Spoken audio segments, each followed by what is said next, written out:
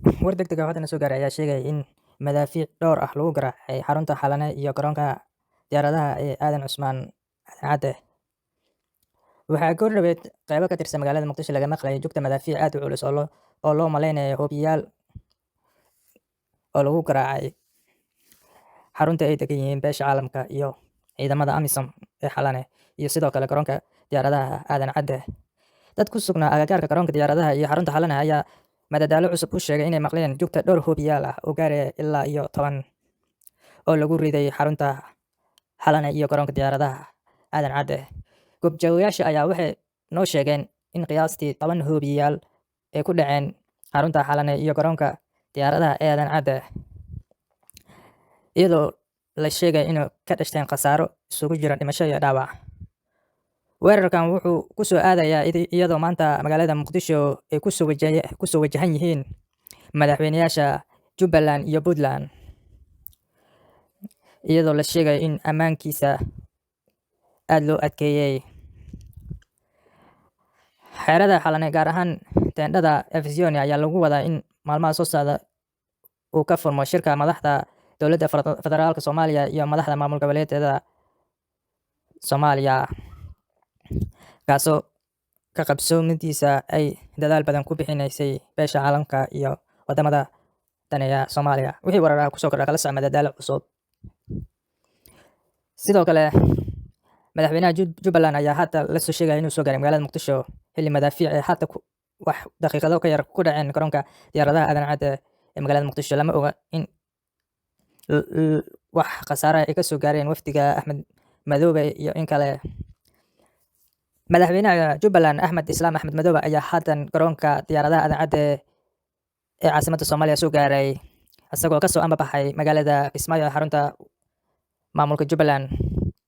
Wafdiga Axmed Madoobe ayaa waxaa garoonka Aadan Cadde kusoo dhaweeyay mas'uuliyiin ka kala socda xisbiyada siyaasadeed ee dalka iyo saraakiil uu ku jiro taliyaha booliska Soomaaliya Cabdi Xasan Maxamed Xajaar.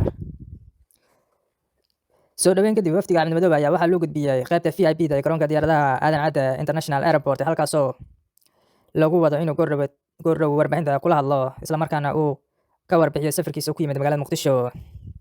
Gelinkii hore ee maanta ayaa ciidamo aad u badan oo ku hubeysan hubka noocyadiisa kala duwan oo hordhac u ahaa wafdiga Axmed Madoobe ay soo gaareen magaalada Muqdisho.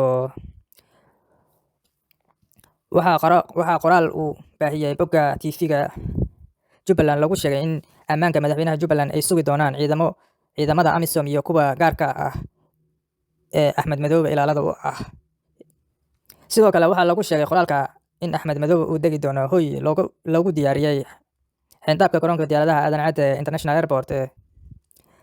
Safarkan uu maanta Axmed Madoobe ku yimid magaalada Muqdisho wuxuu ku soo aadayaa iyadoo saacado ka hor xarunta Xalane iyo garoonka diyaaradaha Aadan Cadde ay degan yihiin ciidamada AMISOM iyo safaaradaha iyo hay'adaha caalamka lagu weeraray hoobiyaal, kuwaasoo ilaa iyo hadda la ogeyn wax khasaare ay geysteen, iyadoo warar haatan soo baxay ay sheegayaan inuu jiro khasaare aad u xoogan oo soo gaaray diblomaasiyiinta ku sugan xarunta Xalane iyo ciidamo ka tirsan kuwa AMISOM.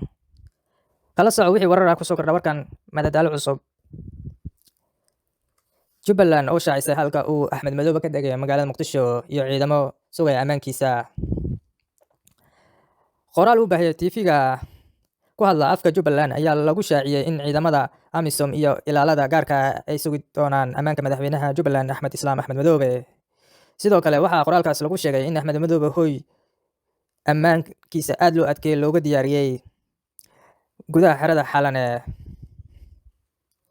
Madaxweynaha Jubbaland Axmed Madoobe ayaa gelinka dambe ee maanta la filayo inuu soo gaaray magaalada Muqdisho caasimadda Soomaaliya si uu uga qayb galo shir la filayo inuu ka furmo maalmaha soo socda magaalada Muqdisho, gaar ahaan xerada Efesoni. Ciidanka ilaalada gaarka ee madaxweynaha Jubbaland Axmed Madoobe ayaa maanta soo gaaray magaalada Muqdisho, iyadoo madaxweyne Axmed Islaam uu gelinka dambe ee maanta la filayo inuu soo gaaray magaalada Muqdisho. Waxaa ammaankiisa sugi doona ciidamada AMISOM ka tirsan iyo kuwa ilaalada u ah Axmed Madoobe oo hordhac ahaan u soo gaaray magaalada Muqdisho. Axmed Islaam ayaa horey shuruud adag ugu xiray tegitaanka magaalada Muqdisho isagoo soo jeediyay in shirka uu ka dhaco meel amni ah oo lagu kalsoonaan karo. Shirka u dhexeeya madaxda dowladda federaalka iyo madaxda maamul goboleedyada ayaa ka dhici doona teendhada Afisiyone oo ahaa halkii ay ka dhacday doorashadii 8 Febraayo ee lagu doortay madaxweyne Farmaajo. Shirka ka dhici doona shirku